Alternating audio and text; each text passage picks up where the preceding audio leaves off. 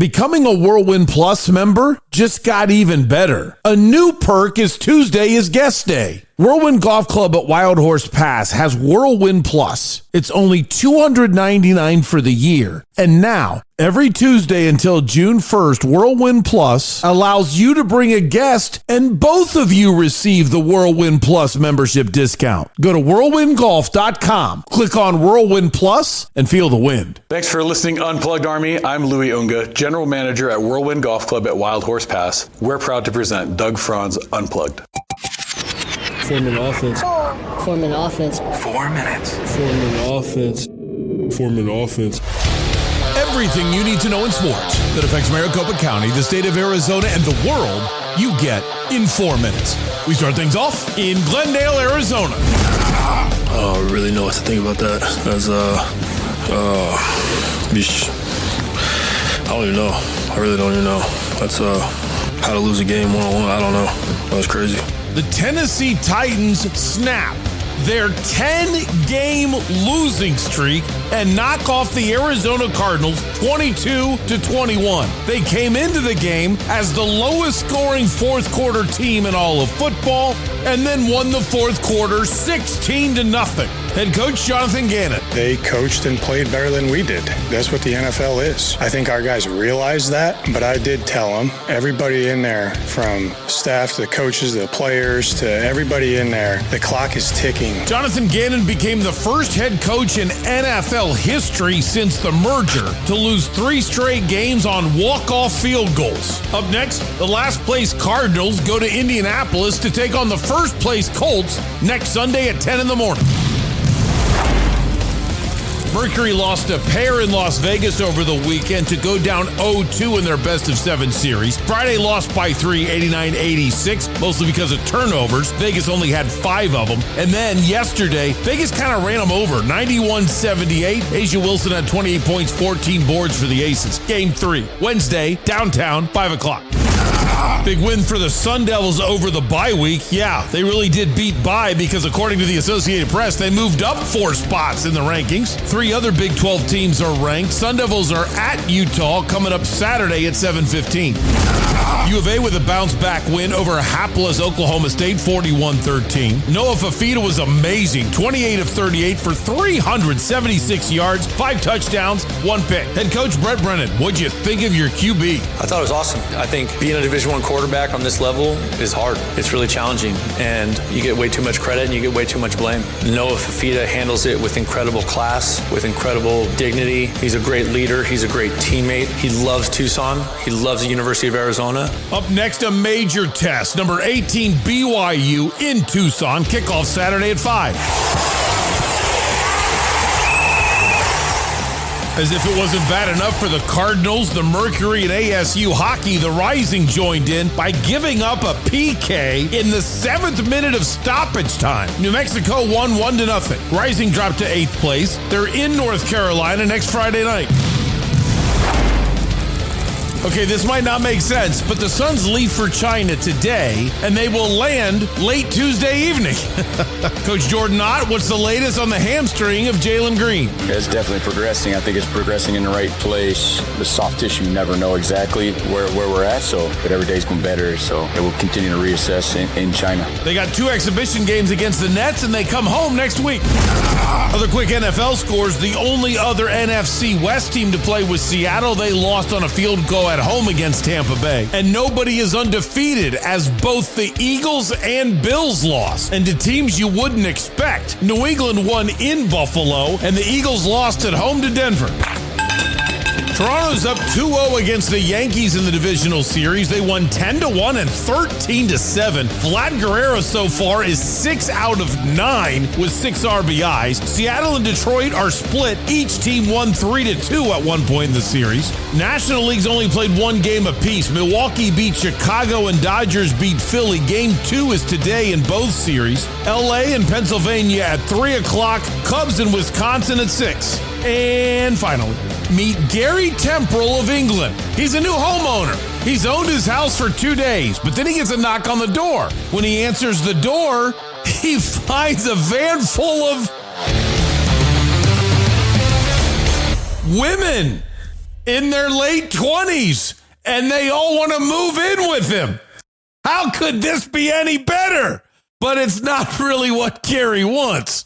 You see, the place he bought the house from was being listed on Booking.com. The homeowner forgot to take the rental off of Booking.com, and an entire bachelorette party had rented this man's house for an extended weekend. He didn't let him stay, and then he tried to contact Booking.com, but they would only speak to him if he was actually renting the place. So he went to Booking.com, and he rented his own place for a week the following year. It said they gave him a 10% discount. While he's trying to book, about a week later, a family shows up to celebrate their daughter's 16th birthday because they had rented the home. Now he's had enough, couldn't get a hold of Booking.com again, so he contacted the BBC. The media conglomerate ran a huge story on the situation,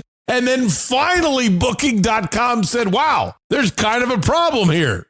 We regret that our investigation and the removal of a listing took longer than the usual time frame, they said in a statement. Listings are no longer available and can be reported through our dedicated reporting portal. Now, for me, I got to go back to the bachelorette party. As a happily married man that is 53 years old, I would have done the exact same thing and sent the bachelorette party off to find somewhere else. But if Jennifer ever dumps me in the next 7 years and the same thing happens wherever I buy a house, I don't know. Do I look a little like Bill Belichick?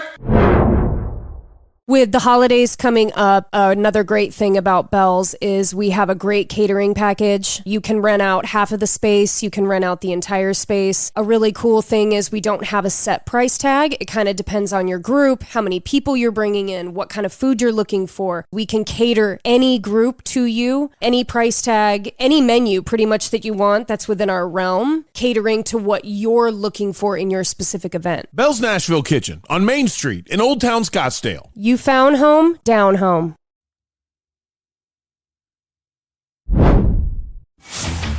So what is it that you would like to talk about today? Diamondbacks aren't in the playoffs. Rising gave up a goal in the 7th minute of stoppage time to lose. Mercury are down 0-2. And I don't feel like any of that matters. After what DiMaccardo did, good morning, good afternoon, good evening. Whenever it is that you've decided to make Doug Franz Unplugged a part of your day, my family greatly appreciates it. My name is Doug Franz, and you have found the only podcast in the world totally devoted to the coverage of running the ball completely across the goal line. It drops on your phone each and every weekday morning. We also cover ASU, UofA, GCU, the Rattlers, the Rising, and the Merc. This is Doug Franz Unplugged, presented by Whirlwind Golf Club at Wild Horse Pass. How are you? All right, full disclosure, that does not count, General Tom, because I did not say devoted to the coverage of the 4 major sports franchises of one great American city. That drops on your phone.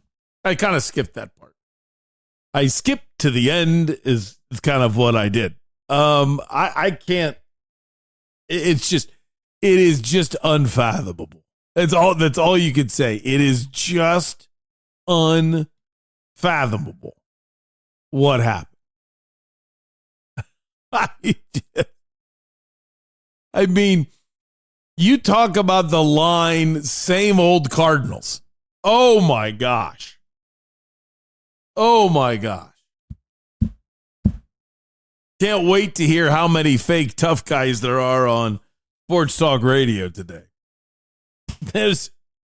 I feel like you and I have a little bit of an in on everything.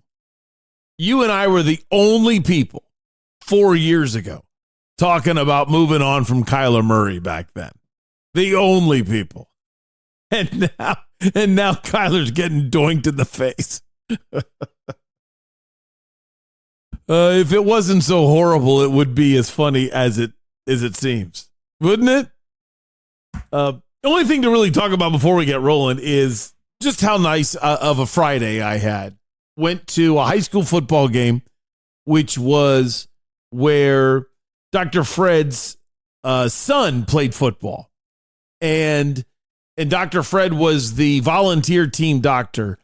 So that high school gave a game-worn jersey of Dr. Fred's son framed to the family on Dr. Fred night. That was really nice. Really, really nice. So I wanted to say how much fun I had with the family and how sad I was all at the same time.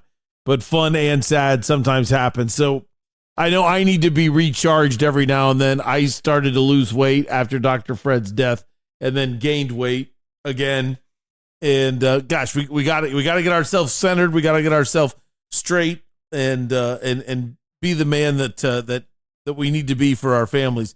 And it's also nice to say this topic, because that's what's more important, right? Before I get into what we know in our heart is not really that important.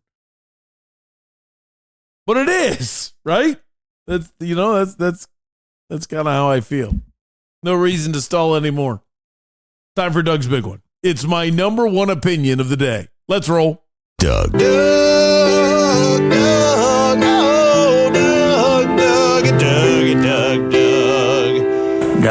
Where's Doug? Here, sorry, Doug. Where are you at? Yeah, was that a plug to unplug right there? That was smooth. Well, I can only answer the questions that get asked of me, Doug. Obviously, Franz is such a good player. Doug's big one. If DeMercado is on this team by the close of business today, I'm wrong about Jonathan Gannon. And that's Doug's big one. I got nothing else to say about it. Well, you know me. I say that, and I got like 9 things that pop into my head. That is a play that, for some strange reason, happens once a year. What's funny is it's already happened twice this year. But it normally happens once a year, and to me, I don't think there's anything more unforgivable in football. I really don't. The idea of, if you watch the run, DeMercado slows down at about the 11 or 12 yard line, then realizes someone's behind him, and then tries to speed up, and I think he realizes the other person's now faster than he is. And then I don't know what that was. I am trying to understand the stupidity. I mean, I have done really dumb things at work. I am so blessed that when I do dumb things at work, no one has ever come up to talk to me about it. No one has ever, well, they have to yell at me, but I mean, no one's come up to interview me about it ever in my life. And yet, oh my gosh, I am so non-understanding of that level of ignorance. How is it that hard? Your job is to run across that white line. And I can barely understand it the first time it happens in football history. But after that, how many times have different running backs and wide receivers seen it? Like, do these people not watch football? How do they not see that play happen once a year somewhere and say to themselves, I'm going to never let that happen? And yet it happens. And it cost the Cardinals the game. Wow. Jonathan Gannon, it's not your fault that happened. There's no way you could ever, I mean, there's sometimes, penalties and undisciplined things, that is a team issue. And that is on the coach. And Jonathan Gannon, you have a penalty problem. And that is on you. You are clearly not holding people accountable enough to get the penalties to stop. So that is on you. That play by DeMercado is not on you until the end of the day today. And if that man is still on that team, then you condone it. Then you are not someone that can be trusted with accountability on a football team. And I want to say, I am not celebrating my opinion. I'm not sitting here rooting for everybody who makes a mistake to be cut from work. I'm not saying he shouldn't get a chance with any of the 31 other teams. But I am saying you have to take a stand, Jonathan Gannon, right now. You have to not just say what's acceptable, you have to prove what is not acceptable and get the attention of your entire franchise. That is the lay down law of the land. You will play hard if you play for me. You will compete hard if you play for me. And there is no way you can explain how someone is playing as hard as they can and competing as hard as they can for that play to happen. When you fumble in a sense, on purpose. I mean, that's a purposeful fumble. When you fumble on purpose because you think you've accomplished something before you have, you're not a competitor. That's all there is to. I mean, you can try to sugarcoat this any way you want. You can try to say the man made a mistake. You can try to say have a heart towards him. I am not being cold-hearted on any of those things. I'm just saying there's no way a competitor makes that mistake. A competitor would never have slowed down at the 10-yard line. Never. You would have run full speed right through the end zone. So once a player, this is a great line from Bill Parcells, once a player shows you who he is, believe him. Maybe he learns from this. Maybe he becomes a better player. Maybe all those things are great. You've got to move forward without him. Now, I do want to say the guy is human and how much I respect him for speaking to the media. He could have easily gone into a shell. He could have easily just run off after the game. He could have done a lot of things, but he stood there and answered questions. So maybe it's part of being in the media and you think this is wrong of me. I can separate the two. I can separate the person from the player and say, you know what? I hope he does well. I respect him as a person because I've made mistakes too. I'm glad he spoke. It shows he respects the game. It shows he's not a bad guy. But he cannot be a running back on the Arizona Cardinals. If you truly are a team about accountability and going forward. Here is Amari DeMercado's conversation with Cam Cox of 12 News following the game. I just made a mistake. Not really no excuse. Just let the ball go too early. What was going through your mind as you were crossing the goal line there? Obviously emotional, big play, but I just got to be smarter.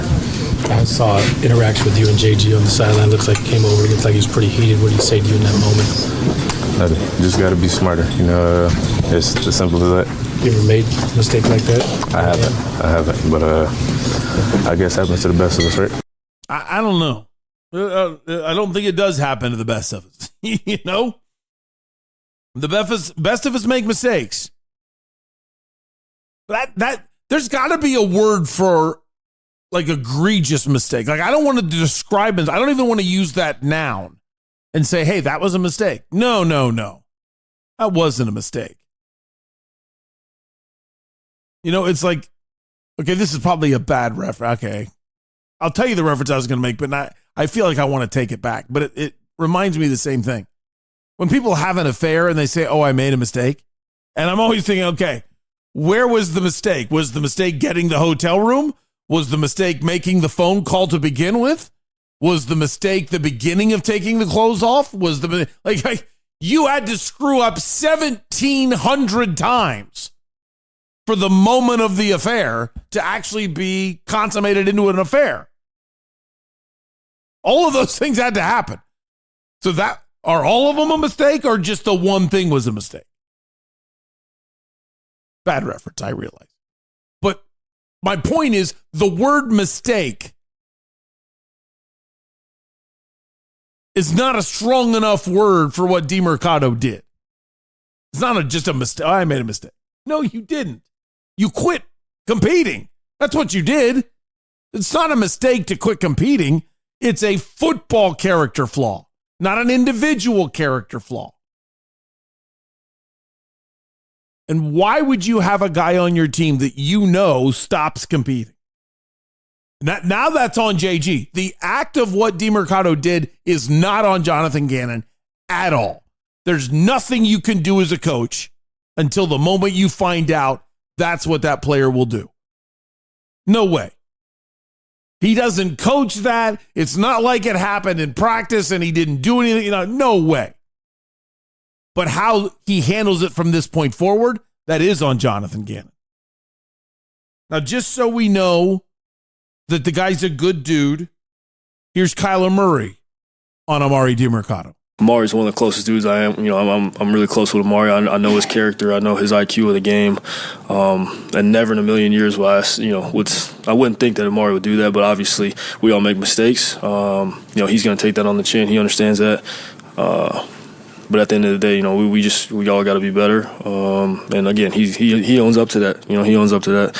And we talk about it all the time. So yeah, I'm sure he's frustrated. Well handled by Kyler. Well handled by Kyler.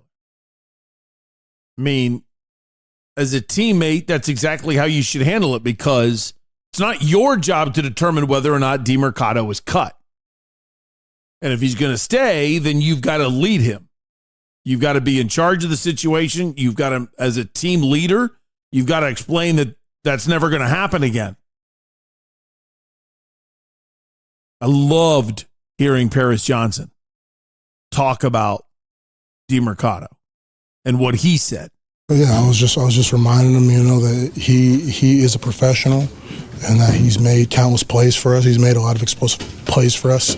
To not let that moment affect him, because there could have came a time where we needed him to make a play like that again, and then it's not the time to come over to him and to rah-rah him and to get on him. That's not what he needs.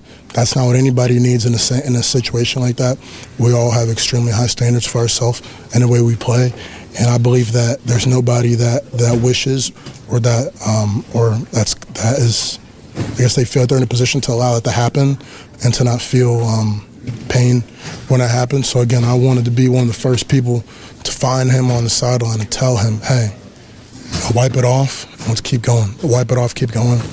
So I just want to make sure that he heard that from somebody up front and he's not catching looks and stares and people mumbling left and right. I didn't want him to hear any of that, be around any of that. I didn't want to create that energy around him, Man, is that guy a leader. They nailed that draft pick. Absolutely nailed that draft pick. Still got a lot to learn. I would say at the NFL level, he's average, but I think he will become well above average and totally worth the first-round pick. But that's the kind of person you want as your starting left tackle. And now that is officially Doug's big one. It is officially Bronctober at Santan Ford. $299 a month on a new Ford Bronco 2025 lease. Are you kidding? There's also different levels of Broncos. You can get a different lease for up to $399. You choose what is right about your price range. And then coming up on Saturday, and I haven't talked to Jennifer about this, but I'm going to see if we can get out there, as they're having a decked out of Broncos on display for the big annual Bronktoberfest Broncos show on Saturday, October 11th. So they got food out there, Bronco brothers and sisters, and if you've got a cool Bronco, they want you to bring it. 9 to noon, Santan Ford, coming up this Saturday, 202 in Val Vista. I am Santan Ford. Whole show is going to be almost all Cardinals. Got a little bit of U of A and a little bit of Suns to get to later in the show. But it is Cardinals, Cardinals, Cardinals on a day of great embarrassment. Jonathan Gannon is the first head coach since the merger to ever lose 3 straight games by walk-off field goals. JG, that's got to tell you something. That's got to tell you something. There is nothing more involved in coaching than late game situations. And you can only look at yourself and say you're an unmitigated failure at that. And that might seem harsh. And Jonathan, listen, this is going to sound funny. I still have your back. I think you are the right coach for the Arizona Cardinals. But it cannot be understated. Nobody in the history of football since the merger, 1970, has been able to accomplish the failure that you and your quarterback have done. You got to wear that. Now, obviously, so many people will look at the second half and say, well, the Cardinals didn't score a point in the second half, therefore fire the offensive coordinator. If that is what you think because you're working hard with your family and you're not available to watch the games, you only saw a stat line, you know what? You're forgiven. You're mad. You love your team. You can't believe it. The offense doesn't score. It's got to be the offensive coordinator's fault. I get it. But if you actually watch the game, let me tell you the truth, and this is why it drives me crazy that everybody wants to go after the offensive coordinator. 5:57 to go in the second quarter. You know what? Let me do this differently. I was going to go through the plays. I don't know if it'll make sense when you can't see it, but I'm actually going to play for you the exchange that I had last night. So this is 12 News on their 10:30 12 Sports Locker Room show last night. I'm there with Jake Garcia and Cam Cox going through plays from last night's game and then having a conversation with Cam Cox and Jake Garcia. So here's everything that was on my segment about the Cardinals on 12 News. There's been a lot of chatter on social media after this one, and rightfully so. People are calling for jobs, especially that of Drew Petzing. Where's the blame here? Is it on the coaching staff? Where are we at? Well, of course, there should be some on the coaching staff. I mean, look at the costly penalties that kept happening that was killing drives. Yeah. And there's a great American philosopher by the name of Chris Spielman who's doing a pretty good job with the Lions, who used to say when he did broadcast, you're either coaching it or condoning it. Therefore, from the penalty standpoint, yes. Now, if you're in the market to fire Drew Petzing, I'm going to put you in the idiot category because there's plenty of plays here where he is calling the right play and they're open and players are failing. And that's not on Drew Petzing. If Simmons gets a sack busting through a double team, how is that on Petzing? Yeah. That's not on Petzing. Let's show some plays here. And let's look at the play that a lot of you remember. Okay? Here is a play with Kyler Murray having a deep shot. That's a play that the offensive coordinator called that's an open touchdown. And the players missed it. So why are we calling for Drew Petzing's head here? Now let's go. That pass, right? Yes, that's a touchdown pass. You've got to be able to complete that pass. Okay, as I'm listening to this, I realize I should explain some of it. That was the 5:57 mark of the second quarter. Cardinals are at their own 37-yard line, so not great field position, but they're very close to something special. And Trey McBride just runs a 9 route, which means basically a go, right up the seam. And he is wide open. Now, the throw isn't the easiest in the world because you've got to get it layered in. You got to throw it over linebackers and get it to drop fast enough that he can catch it on the run and get past the safety. But I would say 70% of NFL quarterbacks, that's a touchdown. I'm going to say 20% of NFL quarterbacks get a first down. Kyler Murray overthrew him. You can't blame the offensive coordinator. The offensive coordinator designed the play, called the play at the right time, nailed that defense, did everything right. He can't throw the ball. Okay, now back to 12 News. Me, Jake, Cam, and setting up the Kyler Murray intentional grounding at the end of the first half. On this play, this is a bad play for a rookie quarterback. This is year 7. If the Titans were any good, this play stopping the clock would have given them a chance to score points at the end of the first half. He did this against the Rams in the playoff game. He did this against Seattle last year that was a pick 6. This is, when you talk about bonehead plays, giving up a little flip intentional grounding is not a play that a starting quarterback in the NFL makes in year 2, let alone year 7. Now I'm going to stand there and show you the face fumble. Not the Mark Sanchez butt fumble. The face fumble. It's not his fault that Froholt snapped the ball. He didn't call for the snap. Just a choke job on Froholt's part. It is Kyler's fault that he didn't try to recover it. Like if he would have dove, I don't know if we say divin, if he would have dove and not gotten the ball, I don't have a problem. But he sat there and looked at it and hesitated for a second. Like, I don't want to get in there. I don't want to get hurt.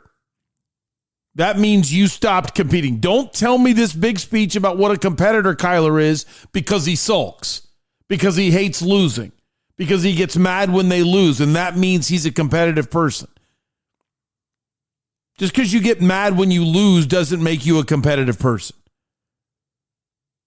The line of a competitive person is they never stop competing.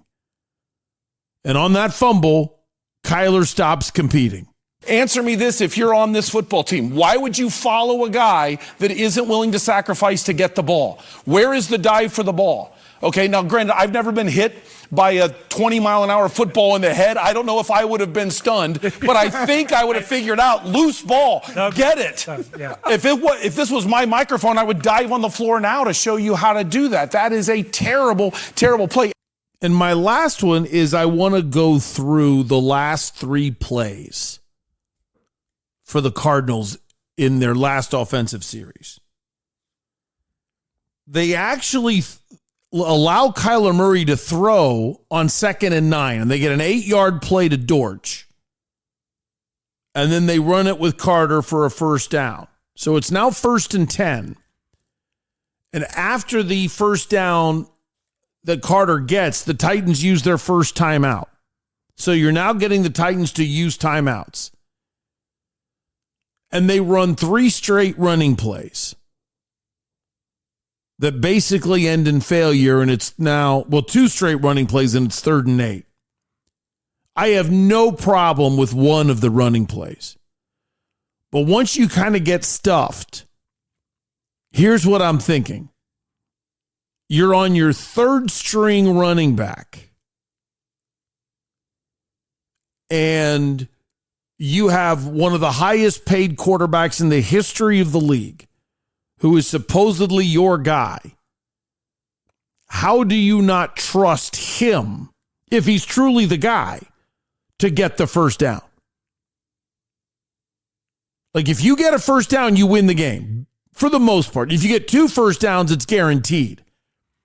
They've got 2 timeouts, and you've got the 2-minute warning.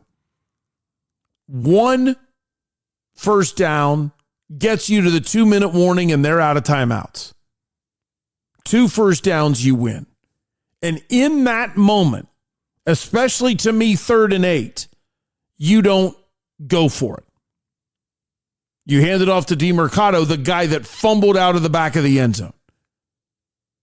Even worse for me on that play, there's 2 minutes and 12 seconds remaining in the quarter.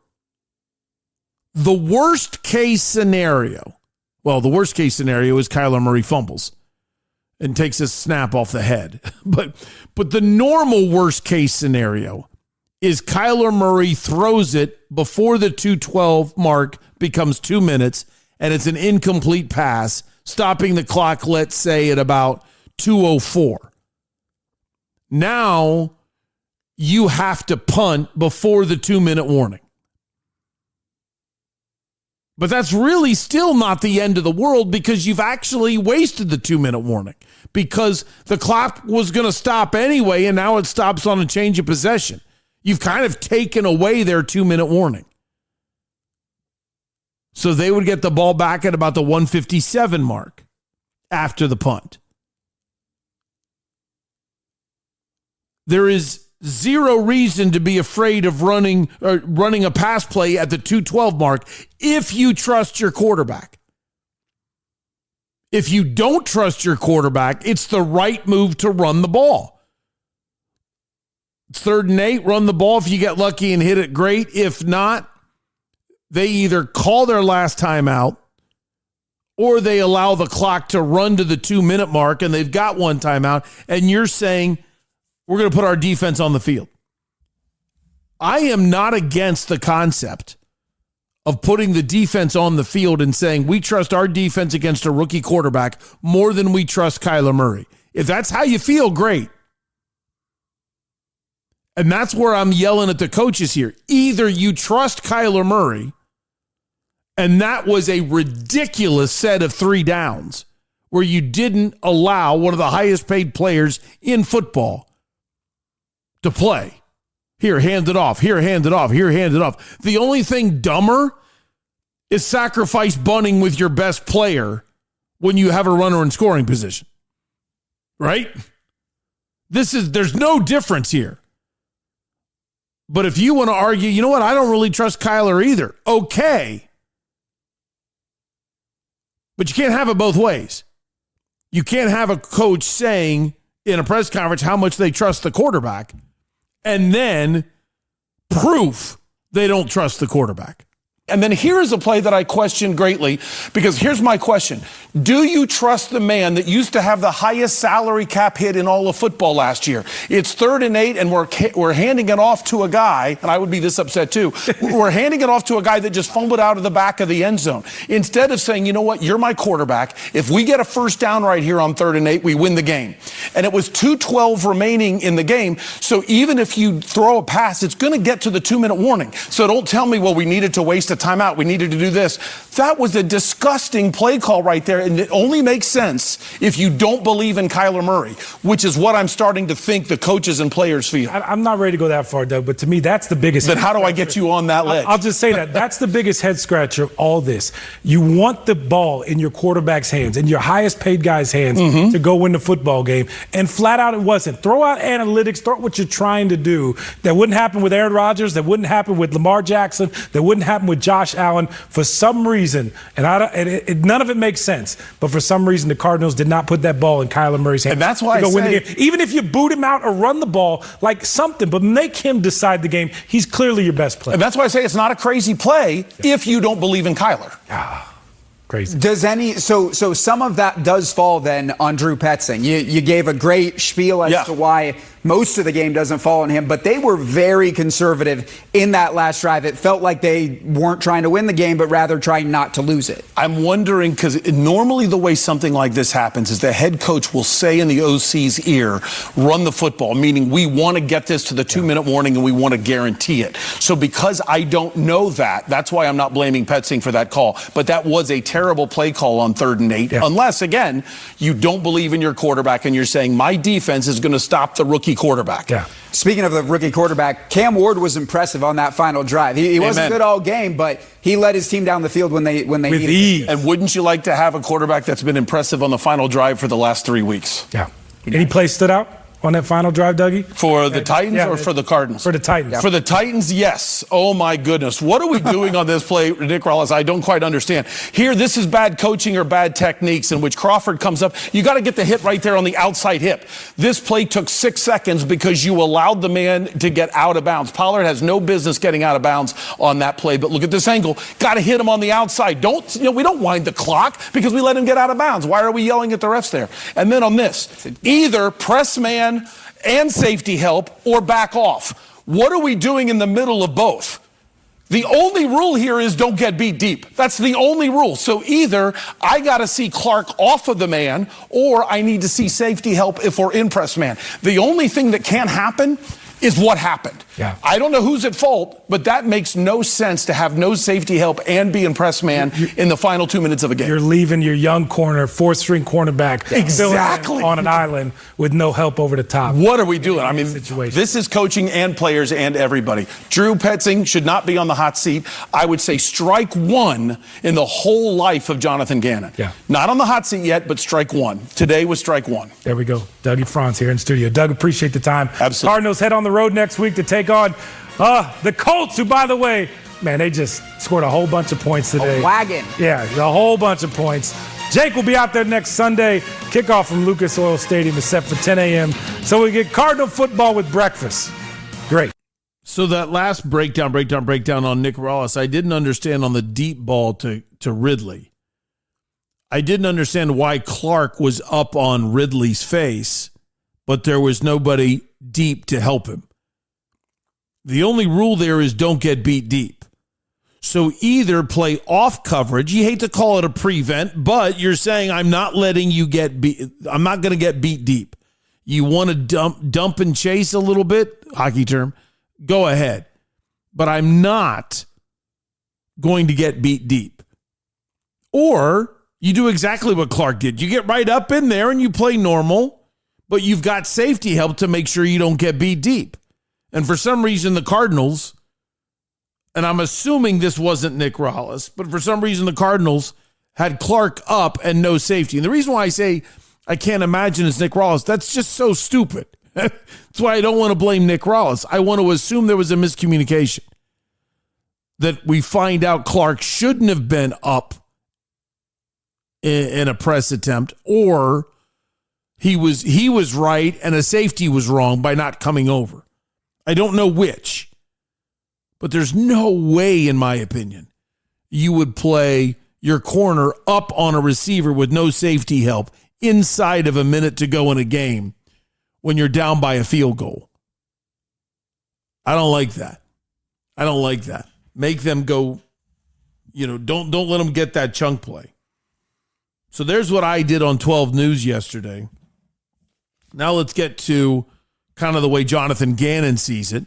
Here's what he said to the media right when he walked in. Injury front, 87 had a ankle, knee, was not able to return. 50 had a knee, Cody Simon, tip 87. Cody Simon had a knee, was not able to return. And then one had a look at his foot, but then he returned. So obviously very disappointing. Felt like we had multiple chances to put away the game in all three phases, and we did not do that. So collectively, we have to do a better job. And it feels like that's now 3 games in a row that I'm saying the same thing. But until we do a better job, we're going to keep losing. So it's never about one play, never about one phase. All of us collectively have to do a better job. So that's what we'll work on tomorrow. And our sense of urgency and our connectedness is always there. It obviously needs to increase because time's ticking. So the next question is from our buddy Bob McManaman, Arizona Republic, that said, what did you say to the guys? And Jonathan Gannon said, well, just that, we got to go, we got to get better, we just got to play. And he said stuff like that. So then the press conference moves on for a little while. And then somebody asks him a question, and I admit, I don't remember how the question went. He answers it for a little while, but then he jumps back during his answer to Bob's question. When Bobby Mack asked him, hey, what did you say in there? So that's why he's going to start out of nowhere, halfway through the presser, he looks back and says, Bob, meaning what he said to the guys. They coached and played better than we did. That's what the NFL is, So I think our guys realize that. But I did tell them, Bob, everybody in there, from the staff to the coaches to the players to everybody in there, the clock is ticking. Like, it doesn't matter if you're a number 1 overall pick, a Pro Bowl safety, a third-year head coach, a first-year assistant, it doesn't matter. Like, we have to do a better job to close out games. That's impressive. I told everybody in there, and it doesn't matter if you're a number 1 overall pick. The clock is ticking for you, Kyler. The clock is ticking for you, Buddha. I told coaches and staff. So, yes, Drew Petzing is included. Even though I don't think any of this is, well, not any. I mean, of course, every coach is involved. But even though I don't put it on Drew Petzing, he's part of it. Kyler, what happened on the face fumble? Just miscommunication and on the snap count. Illegal formations, false starts, holding penalties, face fumbles. Jonathan Gannon, explain the offensive sloppiness. Yeah, I don't know. It's on me. It's I got to go back to my drawing board and do a better job because it's unacceptable. I do hear some accountability from Jonathan Gannon. I mean, this has to be the line in the sand moment for this team. I used to say this about the Robert Sarver 50 loss Suns teams, that they were a civic embarrassment. I don't think this Cardinals team reaches civic embarrassment.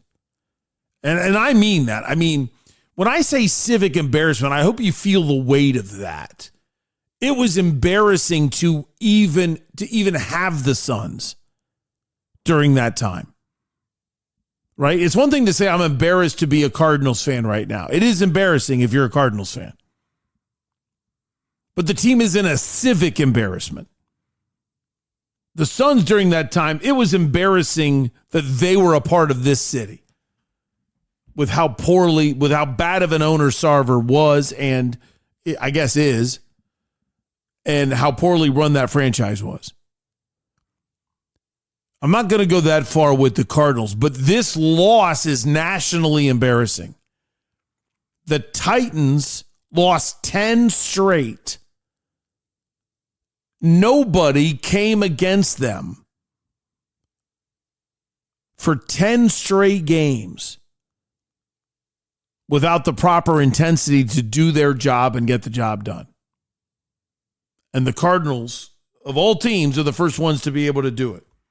To come in with that lack of intensity and be able to lose to the Titans. Obviously, it's emotional right now, so it's raw. It's fresh on the brain. I just think, if you look at the mistakes, I think we played well enough to win the game. But crucial bonehead mistakes just, gave them a chance to stay in the game.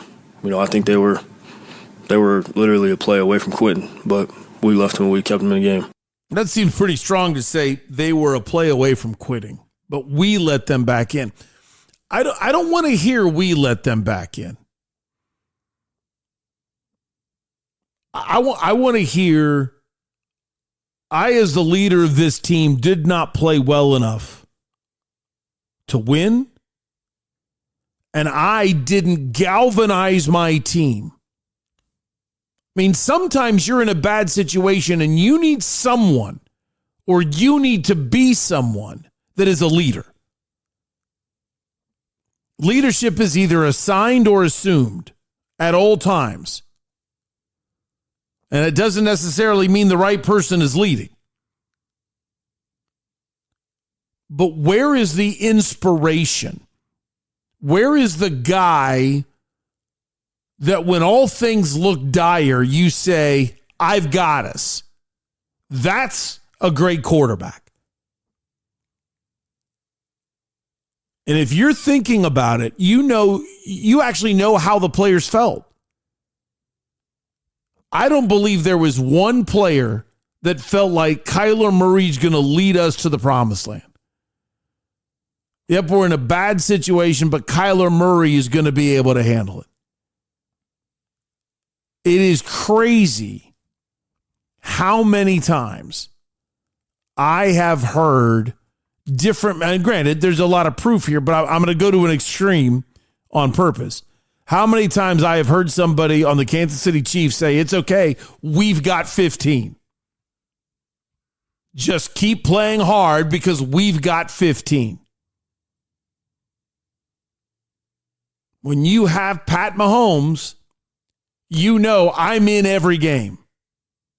I just got to do my job, and we're still in it. Do you ever feel like that with Kyler?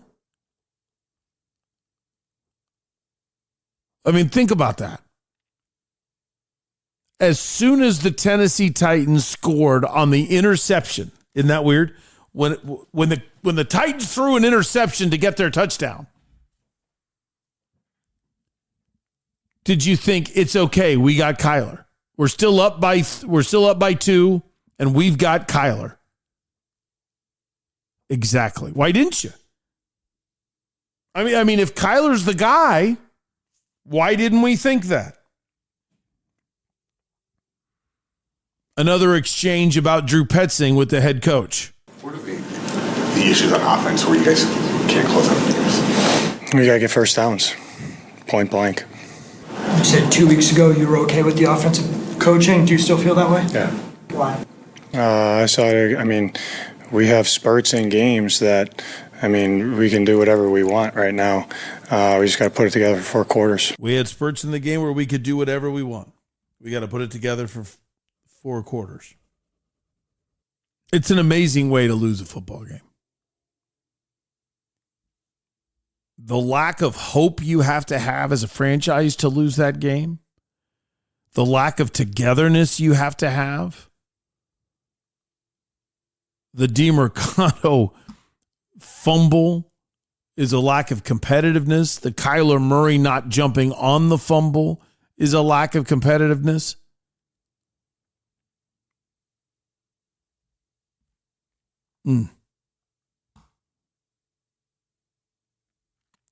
Kyler, you've had the ball in your hands as a highly paid quarterback in 4 of the last 5 games. And in each of the 4, you've given the ball back to the other team with time to score. Been playing too long to give the ball. Like, you give the ball back to the other team with 1:50, whatever it was left. Yeah, there's a chance you're going to lose the game. You know what? Let me go back to that point. If you believe in Kyler, why didn't you let him throw? And if you don't believe in Kyler, why is he the starting quarterback? Jonathan Gannon, take me through the last 3 plays when it's all running up the middle and punting. Hard for him in mechanics, but, you know, I understand what we're trying to do there. We just got to look, and did we put him in the best chance, you know, to gain a first down there? I don't know. We got to look at it. You know, typically you're trying to make them burn timeouts where that was on the clock. I get it. We just got to do a better job and get a first down. Who makes that decision on that play? Collectively, we do. Drew's obviously calling the game, but I know what he's calling. That is actually why I respect Jonathan Gannon. He said, Drew's calling the game, but I know what he's calling. That actually means Jonathan Gannon failed there. It is the head coach's job in that situation to communicate very clearly what the goal is here. Either you're saying, run the ball here. You say, make them burn their timeouts, Drew. Which means whatever you call, I'm holding you responsible if that clock stops. Or you say, be aggressive. Let's get the first down. Hey, good job. We got 1 first down. Go get another. That's the job of the head coach. The head coach in that situation that's not the play caller does not call the plays. But he sets the tempo of the goal. He sets what we're trying to accomplish. If he says, hey, okay, make them burn their timeouts, then that's the only goal. Sure, of course you'd love to get the first down. But we're just trying to burn timeouts. And if he says, hey, get me another first down, get me another first down. Well, then you've got the open playbook. Now, you're not going to take a deep shot, okay? We're not calling a play with 4 verts, right? 4 vertical routes up the field to take deep shots. No, we're playing it safe while being aggressive. Nothing. It's no big 7-step drops, but we're not afraid to throw it with some short routes, a little bit of an RPO action or some kind of play action. We're gonna roll out Kyler Murray, so if nothing's there, then he can try to pick up a couple yards with his legs, slide down without going out of bounds. That's what we're looking at doing. So for him to say, I know what he's calling, well, you should have already been directing him. That kind of worries me right there.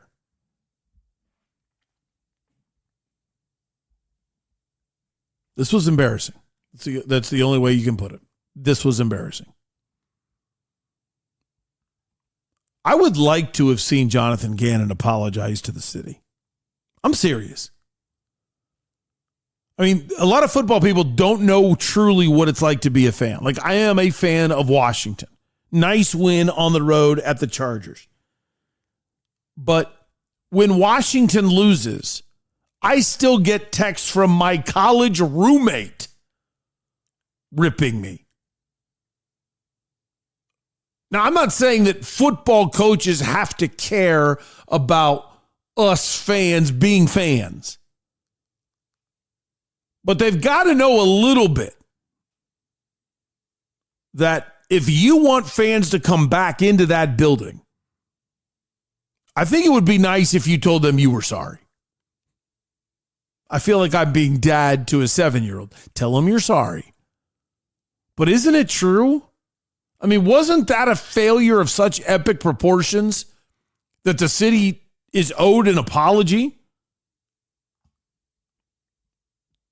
Yesterday, the Cardinals were an embarrassment. Not a civic embarrassment. They were just embarrassing. Now, what are they going to do about it? Because they're still only a game out of the playoffs.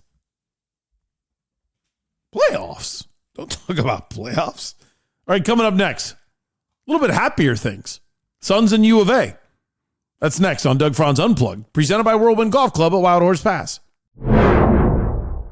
Going to be hard to keep up with this list, but from Parker & Sons Heating, Cooling, Plumbing, and Electrical, we have a reverse osmosis system, a tankless water heater, and 2 air scrubbers that actually remove pollens and germs from the air that we breathe in our home.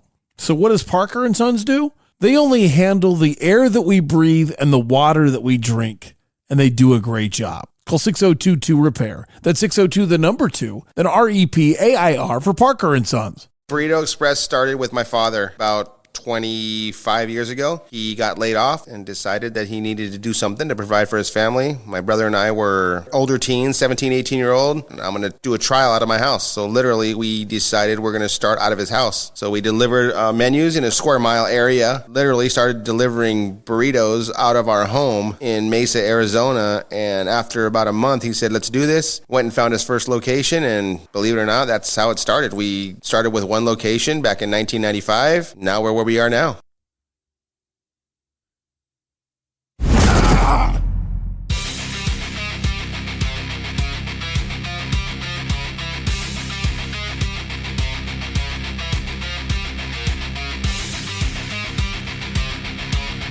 Serious question if you're a U of A fan.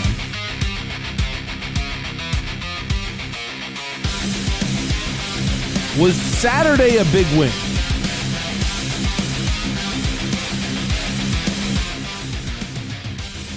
I'm going to say yes, it was, for 2 reasons. Number one, how bad U of A was last year. Whenever you were that bad the year before and you win a game, it's big every time you win it. But number 2, if you're a U of A fan and a Cardinals fan, how are you feeling about the Cardinals?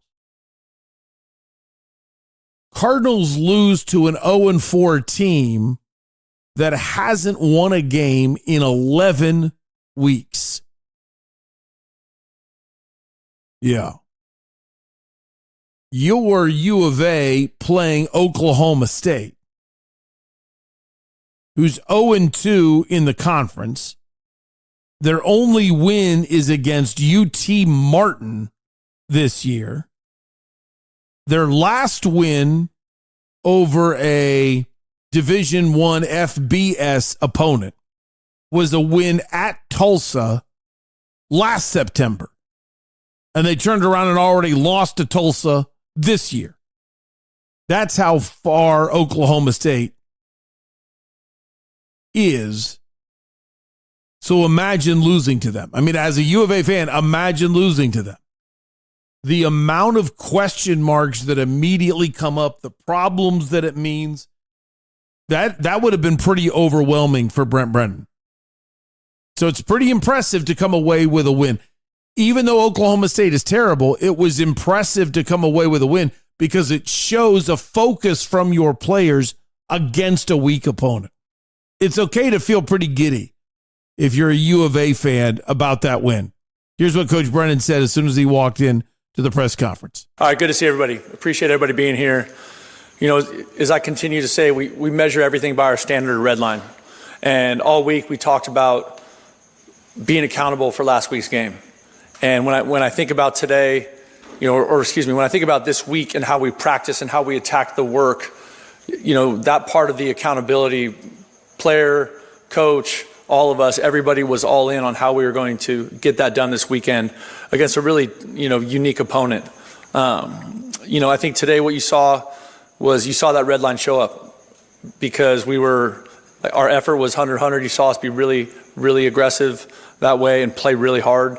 The execution showed up. We converted in the red zone, which was excellent.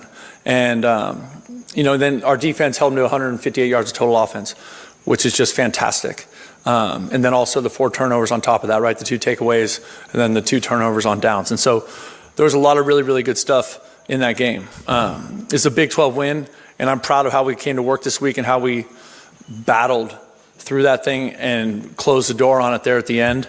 I think when I think of our team, I'm just proud of these guys. I'm proud of our coaches and players, how they continue to work, how they continue to play for each other, how they play for the community, and how they play for this university. There is a lot of truth to that. I think I'm going to continue to say it has everything to do with Seth Dagey and Danny Gonzalez. I have never had this opinion before, but I believe the coordinators on U of A are more important than the head coach. I think they have more to do with why the team is winning than the head coach. I just saw too many ridiculous things last year to believe it's not his fault that he really struggled in putting together a good staff after getting the job so late. But to me, it was the inability to get stuff fixed last year, which is why I don't really trust him. Not as a man. I trust him inherently as a man. I think he's a really nice person. But I mean, as a head Division I FBS football coach, I would say, hey, just stay out of Daggy's way, stay out of Danny G's way, handle all the press conferences, just be a genuine nice guy. and you're doing fine. But I give the credit all to them. This is a big win. I feel like this was a huge game for us. I feel like we were playing an opponent that was going through a really complicated situation and not knowing exactly what you're going to get from them schematically, who's playing, who's not. Like there's a bunch of those rumors flying around all week. And I thought our players did a great job of winning the game. When we showed up here today, our goal was to win the game, right? And so anytime you can get a win in conference, it builds momentum. And we need that. We know that we're playing a team that is established, that has been excellent for a long time. With BYU this week, they're ranked, they're 23 this week. I'm sure they'll be ranked higher because they won big last night. I have an incredible amount of respect for Kalani Sitake and that coaching staff. So we know these guys really well, and they have a great program. And so anytime you have a chance to play a great program, coming off a win, let's go. It's going to be a big-time football game. And I'm excited to see the city of Tucson show out. I know it's Parents Weekend. It's going to be awesome. We're looking for Arizona Stadium to be the number one game day venue in college football in the whole country next Saturday. I think it's fair for U of A to be a little disappointed in the attendance. 40,000 people, tons of empty seats for a team on the rebound. I said it for years and years and years with ASU. I'll say it again with U of A. You got to put the cart before the horse in college athletics. You can't build something without the fan support. So if you're bringing in recruits and they see all those empty seats, they say, okay, this is a lower division team. This is a team that's barely Power 4. I hope I get other offers. I think you go to U of A thinking, I hope I get other offers. I'm not raining on your parade. I'm just saying that's what happens if you're not there to support a winner. And right now they're winning. And that's a strong statement. They've got just as many wins this year as they did last year. Last one from coach that I pulled is I think Noah Fafita deserves a ton of attention. 5 touchdown passes.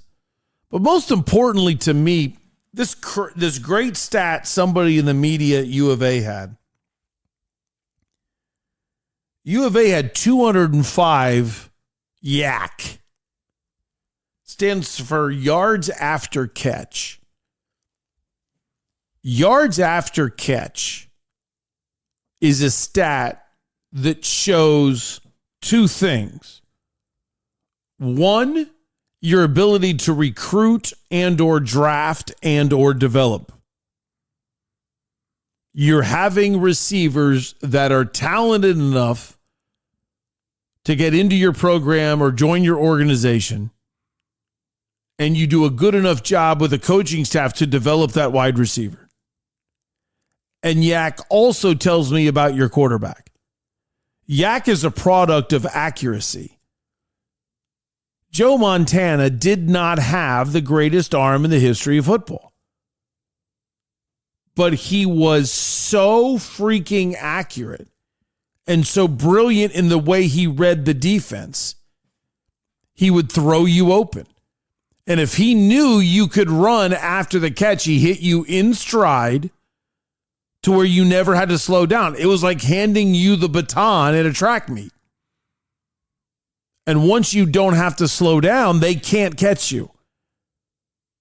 That's the key. And that is something that when I see 205 yards after catch, that means Noah Fafita is nails. Now, the stats are already great. 28 of 38, 376, 5 touchdowns, 1 pick. Wow. 300 yards in college, 28 completions, 5 touchdowns. Wow. But more importantly to me is you've got to be able to read the defense so well to put it into a spot where your receiver can keep running. And then the receiver has to trust the quarterback. You throw one so he has to jump over the middle and he gets plowed. Guess what? He's not running into any more catches. He's making sure that he can catch it and avoid contact. But when he trusts you, he doesn't have to make sure he can catch it before contact because he's already making his move, knowing if my quarterback put it in this spot, I'm safe to go get it. Here's Coach Brennan on Noah Fafita. I thought it was awesome. I think, being a Division I quarterback on this level is hard. It's really challenging, and you get way too much credit and you get way too much blame. And Noah Fafita handles it with incredible class, with incredible dignity. He's a great leader. He's a great teammate. He loves Tucson. He loves the University of Arizona. My post-game press conference, I told them, like everyone in the world has tried to recruit him away from here. They'd offer him money and all kinds of stuff. And he's chosen to stay because he loves it here. And he's going to leave his mark on this program. And I thought today was a good step in that direction. I like that he's saying that to try to get the fans behind him, which is another reason to think about buying tickets. Show Noah Fafita that you're glad that he stayed. And show him that you're impressed by his improvement. Because think about how much he tried to force the ball to T-Mac last year, and now he's spreading the ball around. Really doing a much better job. Now let's see him do it against a much, 400 times better opponent. Like, do I think they're going to beat BYU? No, I don't. But in relation to where they were last year, growth is competing with BYU. And if I'm a U of A fan, not only is that what I want to see, but I want to go show them that support. I think that's deserved.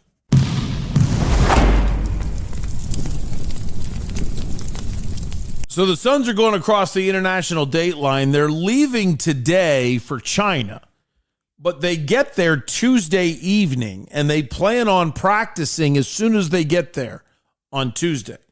They have sports science people that have gone crazy explaining everything that needs to happen in order to get ready for China and the trip itself. Here is head coach Jordan Ott. Yeah, we have a plan for our guys, or us and staff too.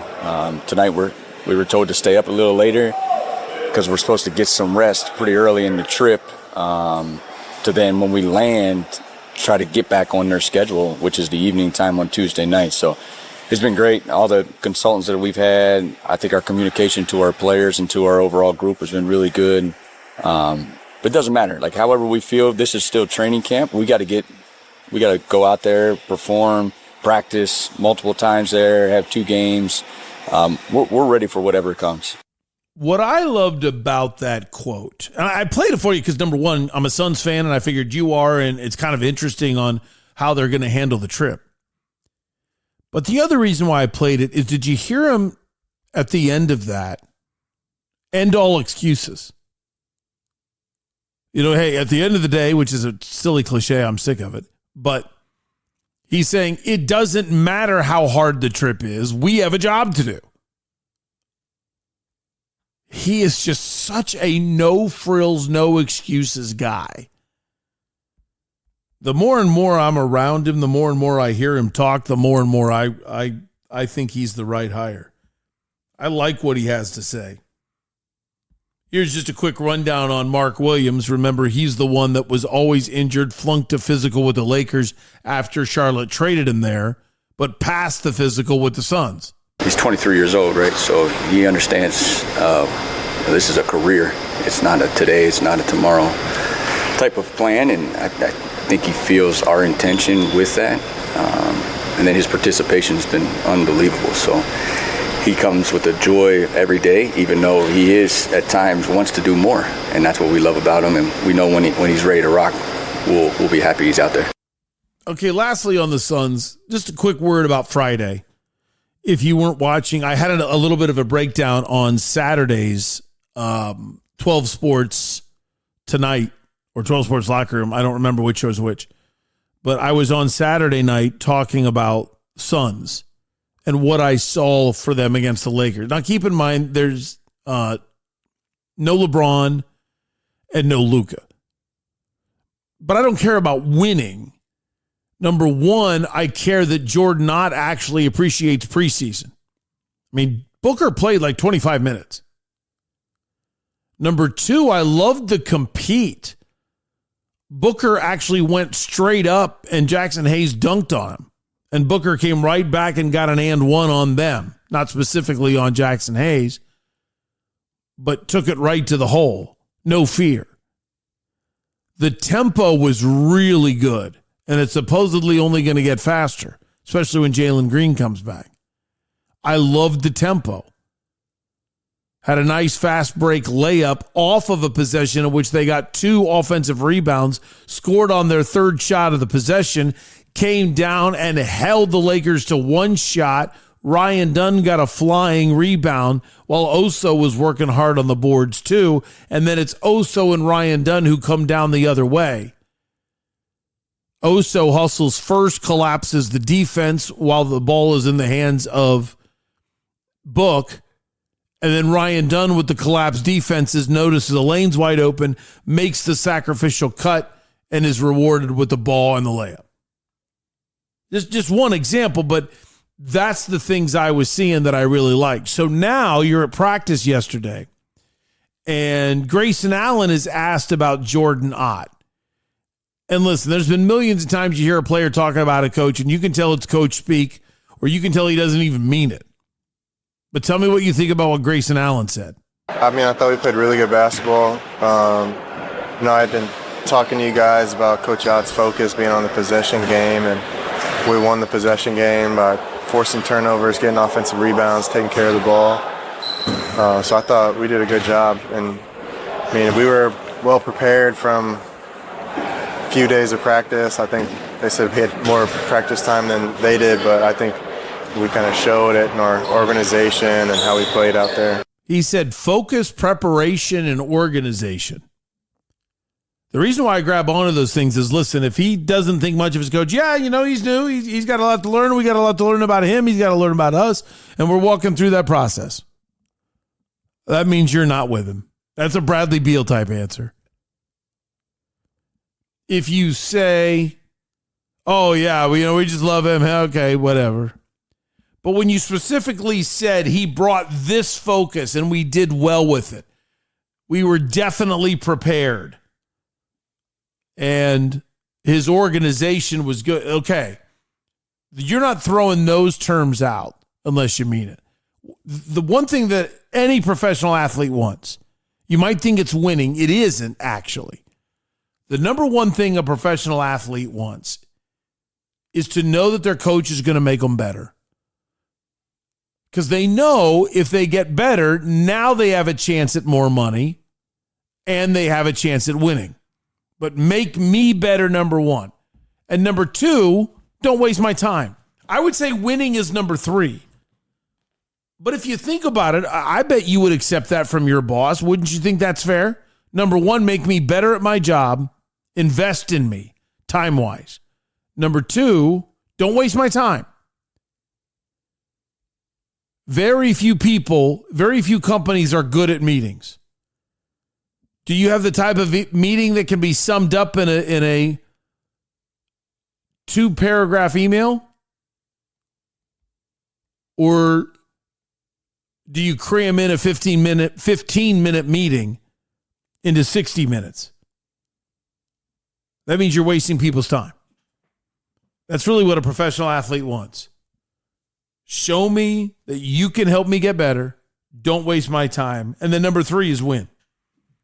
And I hear from Grayson Allen those phrases that I want to hear to believe in Jordan Knott.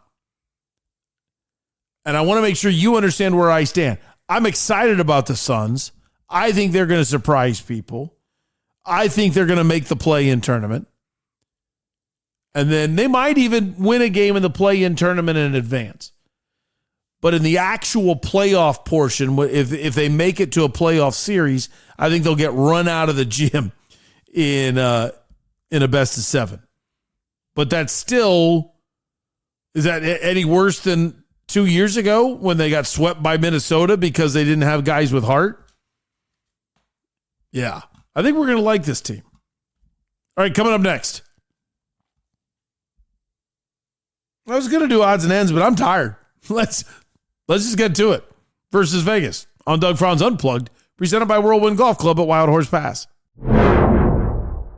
Here is Sue Rigler on starting 100 Mile Brewing Company. The name 100 Mile Brewing Company, it's where you keep your beer freshest from production. So we have a 10-barrel brewing system, and I don't want the beer to travel any more than a radius of 100 miles outside of where we produce it here in Tempe, Arizona. And I'm also a runner. I've been running 45 years, so 100 Miles has a play on that as well. The food, we have a full restaurant. It's elevated food for a brewery, and a local media has named us as the top 10 restaurants, places to eat in Tempe, Arizona. I've heard more than once from people that they say they dream about our burgers.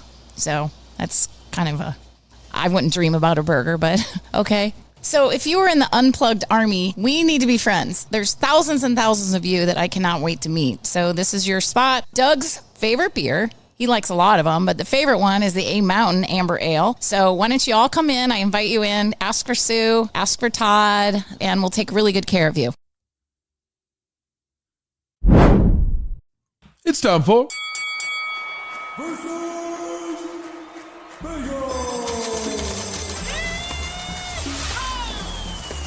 very frustrated with my Bobcats. Oh my gosh, we lost all because of my Bobcats. Just lost a couple bucks. We went 4-4, so the juice got us. So we dropped probably about 3/4 of a unit, maybe a whole unit. but it's just the games that I missed. Started off 0-3. Told you I liked BYU to cover the 18.5 against West Virginia. They won by 14. Don't know how we missed that one. Had Iowa State plus the 1.5 against UC. Cincinnati beat them 38-30. Point blank, Cincinnati's better than I thought. No other way around that. And then my Ohio Bobcats are up 14-0 at halftime. We've already covered at halftime.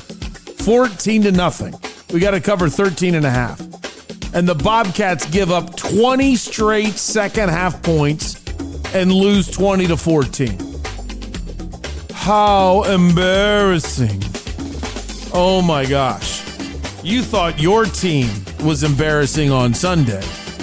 Give up 20 straight points to Ball State.